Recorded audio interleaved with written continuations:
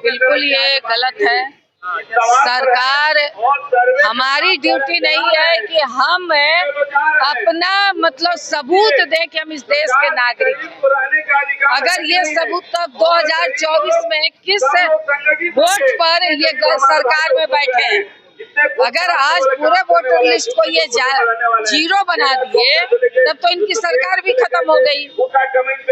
किसके बल पर ये सरकार में बैठे हैं? उसी वोट के बल पे तो सरकार में बैठे हैं। तो वो वोटर हम खारिज हो गए। उस वोटर को साबित करना है कि हमको जन्म प्रमाण पत्र देना है। आपको कोई कुछ साबित नहीं करना है।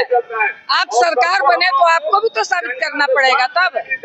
जन्म प्रमाण बिल्कुल गलत है, कहीं से भी नहीं है। ठीक है, पुनरीक्षण होता है, पुनरीक्षण का समय भी होता है। 1 महीने के अंदर कोई पुनरीक्षण नहीं होता है और आप समय लेते साल भर पहले करते, जिसमें आपने आधार कार्ड जो पूरे लड़ भिड़ करके लोगों ने एक लोगों ने आधार कार्ड बनाया, उसको आप खारिज कर देते।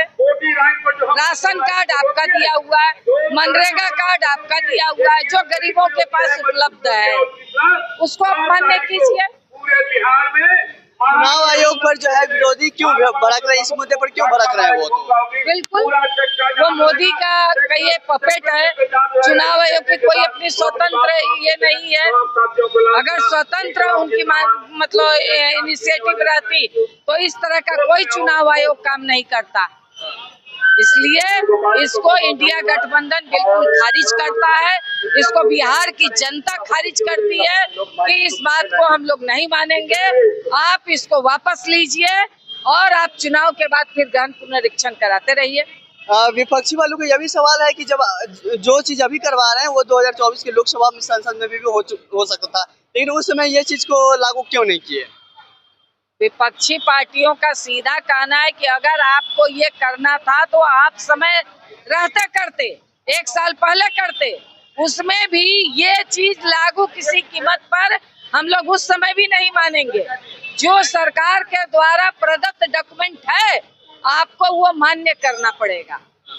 आधार कार्ड मान्य कीजिए जो गरीबों के पास है। जॉब कार्ड है, कोई भी गरीब से आप जाके पूछ लीजिए, लोग यही कहेंगे कि उनके पास ज्यादा आधार कार्ड है, वोटर आईडी कार्ड है, जॉब कार्ड है।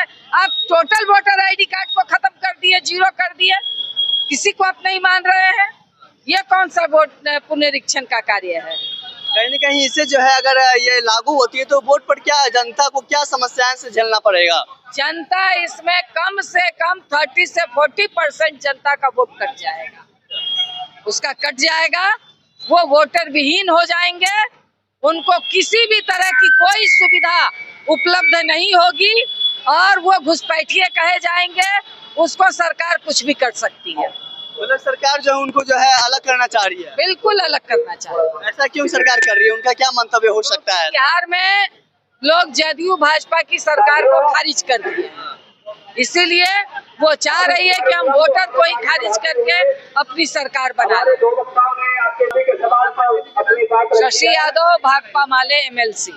आप लोग आज हम यहाँ पर प्रदर्शन कर रहे हैं वोट को लेकर, जो है जन्म प्रमाण पत्र जिसके पास रहेगा वही जो है वोट करेंगे।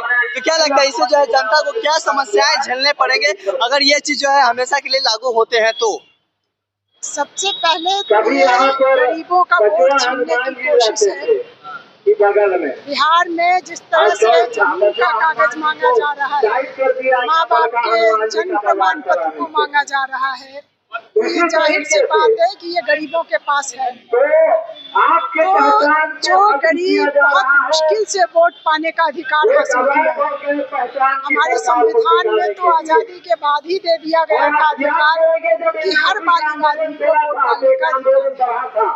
लेकिन अब मोदी सरकार चाहती है कि गरीब लोग जो अपनी रोजी रोटी की मांग कर रहे हैं, जो महंगाई के खिलाफ बोल रहे हैं, जो बेरोजगारी से ग्रस्त है, और इसकी वजह से जो मोदी सरकार के खिलाफ पूरा माहौल है गरीबों में, तो अब ये मोदी चाहते हैं कि गरीब नहीं न डाल सके, और इसीलिए अचानक में ये नियम ले आया गया है।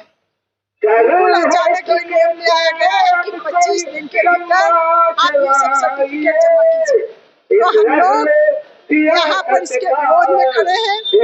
9 जुलाई को पूरे बिहार का चक्का जाम होगा और जो भी विपक्ष की पार्टियां हैं वो आज एक साथ बोलेंगे। हम लोगों का सवाल ये है कि नीतीश जी बिहार में बहुत महिलाओं की बात करते हैं, लेकिन आज महिलाओं का वोट छीना जा रहा है और इस पर ये चुप बने हुए हैं। तो ये गरीबों का वोट छीनने की कोशिश के खिलाफ